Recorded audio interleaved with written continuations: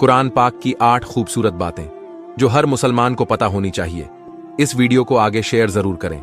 Number 1, Quran पाक हमारे प्यारे नबी हुजूर अकरम पर नाजिल हुआ।